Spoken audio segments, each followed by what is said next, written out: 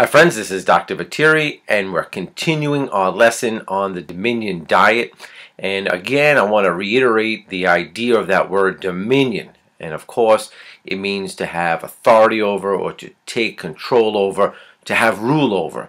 And the most critical aspect that we're going to learn about when it comes to dieting is you're not dieting. You're learning how to eat correctly. Again, that word diet has a terrible connotation, meaning that you have to deprive yourself of all the stuff that you like. And that's not part of what I want for you. That's not part of God's plan for you. The plan is to desire that which is good for you. The same way you might in the past have desired ice cream and chocolate chip cookies and bags of potato chips. We need to start creating a desire to eat healthy and to understand that the benefit in the long term, that long-term benefit, is going to be a tremendous blessing for you and your children and your children's children. Because one of the things I've always say at all my conferences is this, is that you think you can influence people by your actions and your words. I mean by your words, but you're really going to influence them by your actions, meaning that your kids will do what you do, not necessarily do what you say. Believe me, I know that. I've been there. I'm a parent. I have 3 kids myself who are not kids anymore. And it is very important that when it comes to changing your lifestyle, when it comes to eating better and healthier, it becomes a habit. It's not a task or a chore. It becomes a habit that you choose to do because you need to know, or you need to want to understand what your outcome is going to be. Now, one of the first things that we have to understand, especially if you've tried to change your eating habits in the past and maybe you didn't succeed, or you succeeded for a short period of time and you got a bad report, you got on the scale, or you got a bad report, your cholesterol's through the roof, or that your blood sugar is high, or they may want to consider doing a bypass surgery or a catheterization, or maybe you have to go from taking medicine for your blood sugar to actually becoming insulin dependent. Now that's all bad news, okay? And or you may just be looking in the mirror and say, wow, or you go to put your favorite pair of shorts on and it's been a long winter and you can't even come near the buckle, and you may get disgusted. And I want you to know is this, is that you're never too far gone, okay? You're never too far off the reservation. You're never to that point that you can, that there's no point of return, or there's no point of helping or getting better or improving. You have to understand that God can never forsake you. And if you're faithful on your end to be obedient in the covenants that govern wellness, you have no other choice but to get well. Now, if you've read the book, the first few chapters will go over 15 or 16. I think if you really read in it, there's more than 15 biblical principles that if you follow these principles, or if you avoid the pitfalls that these principles describe, you will have no other choice but to position yourself for the best opportunity of getting in tremendous shape and getting in great health. And there is limitation to matter. Maybe you waited too long, or maybe you had a procedure, or you've taken so many medications for a health condition and developed some type of permanent, so-called humanly irreversible situation. Understand this: nothing is impossible for God. Nothing is impossible beyond the point that you cannot improve your overall wellness. So please, you're not too far gone. If that's your case, sometimes you hear bad news or you get a bad report and you think it's all over. Never make a singular report. Never make a one doctor's opinion. Never make one bit of information that's negative determine where your future is going to be. Your future can be positive.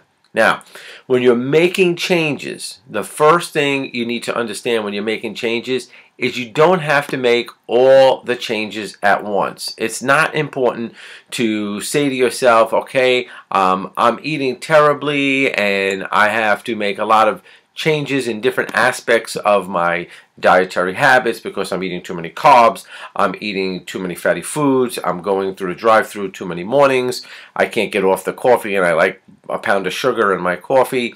What you need to do is identify all the bad habits first, like we spoke about, and make incremental changes of getting rid of the not the worst habit, but the easiest habit. Okay, we want to get rid of the easiest habit first.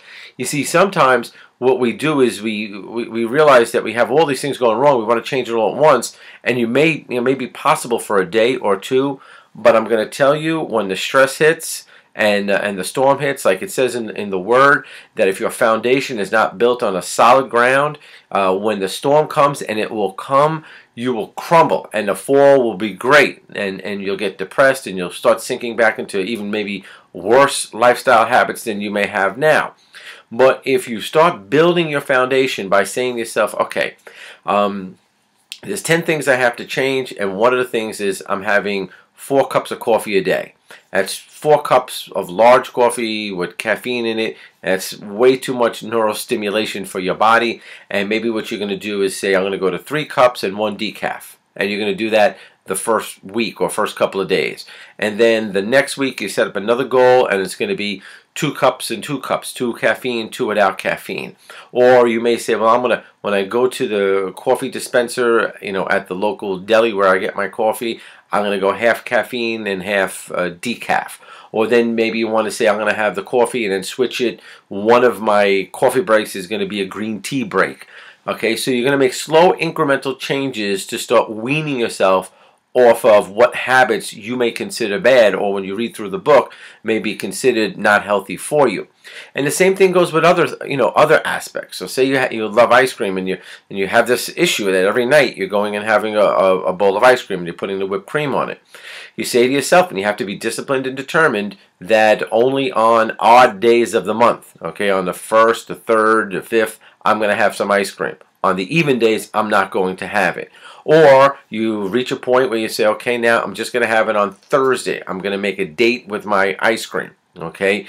Now, it may sound a little bit, slow going, but you want to develop a habit. And the problem with so many of the weight loss programs that are out there, it is either too drastic of a change, it's completely not your lifestyle, you don't own it, and therefore, simply put, when the stress comes, we crumble and go back to the previous lifestyle. 97% of the people who do these programs, which are probably good programs, don't succeed because what happens is they're not following true principles of getting yourself from one habit that's not good to a habit that's going to be prosperous for your overall wellness. Again, it goes, when you're filling out your food diary log, okay? I've seen people, and I mentioned this earlier, who tell me, Doc, oh, I love vegetables. I love all kinds of vegetables. They start naming it off.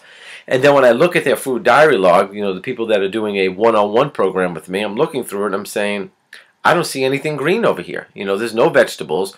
They had a turkey sandwich with lettuce and tomato, and they're checking off that they had some vegetables. It doesn't work like that. We have to pre-plan and plot it out. One of the things I mentioned earlier about creating a bucket of salad or vegetables or spinach or different different greens and vegetation in there is a good way to force yourself to get into that realm of getting enough vegetables, and we'll touch on it even again because it's such a critical aspect. But you may want to say to yourself, okay, I'm going to steam up a huge head of broccoli, and I'm going to eat this over the next 2 days. Whatever, if it's with lunch and dinner or both, you have this goal that each meal, if you're not including something green, some vegetation, that you start adding it in. And you, on the food diary log, you start tracking the points. Now, when you're following the food diary log, you may say to you may look at your number and say it is the benchmark number we spoke about, which was the 1200, and the amount of calories from vegetation and vegetables is 120 calories or 12 points. It's a significant amount of bulk of food, especially if you've never have it, if it's not part of your normal habit. And though that may be your target and you're writing it down, week number 2, your target is hit to 12, don't get discouraged if you had 3, considering if the week before you had 0. So what we're working on is gradually getting to that point. The concept of the 7-week program is, if you could be diligent enough and really be faithful and have the Lord give you the strength to be disciplined, to really put that in perspective, the respect of your body and the goal that you're looking to accomplish, and you can do it all in 7 weeks, that's what's wonderful.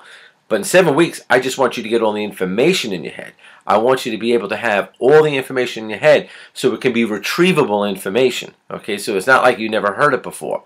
Most of the time when somebody does a one-on-one program with me, it's an 8 or 9 month period of time. Why? Because in that 8 or 9 month period of time, you will have ups and you will have downs. You will have good days, bad days, happy events, sad events. You will have a number of opportunities: birthdays, Christmases, weddings, funerals, sicknesses in the family, the stock market crashes, whatever. You're going to have opportunities to be so stressed out that you want to go back to the milk and cookie routine.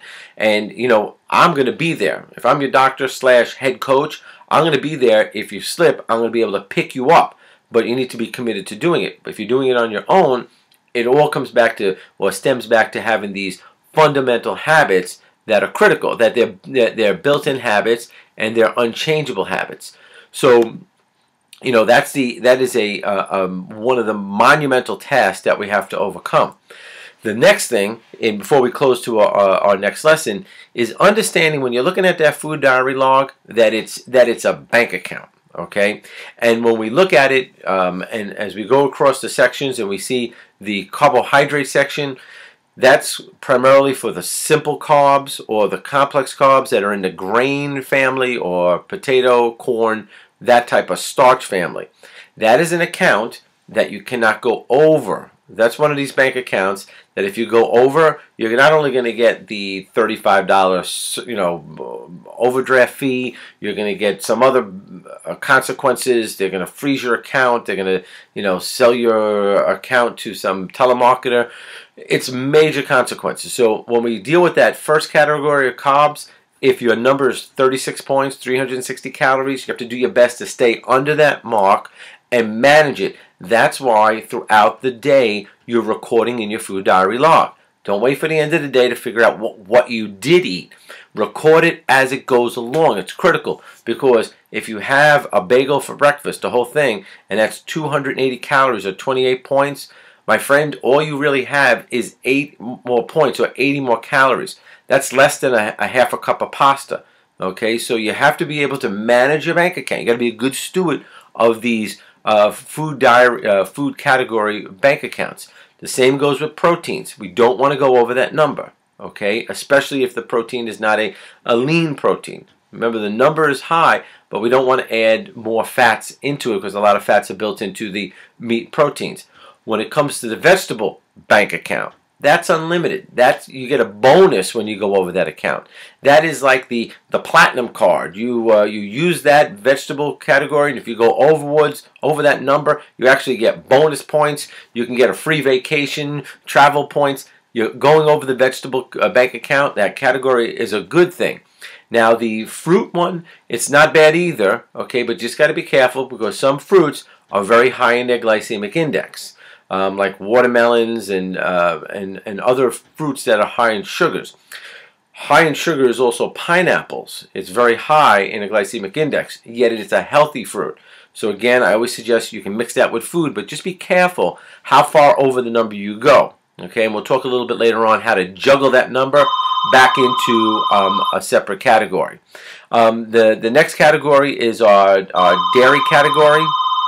And our dairy category is another number that we don't want to go over. It's not part of the protein category, but we do not want to go over that dairy category either, and absolutely don't want to go over the butter and oil category.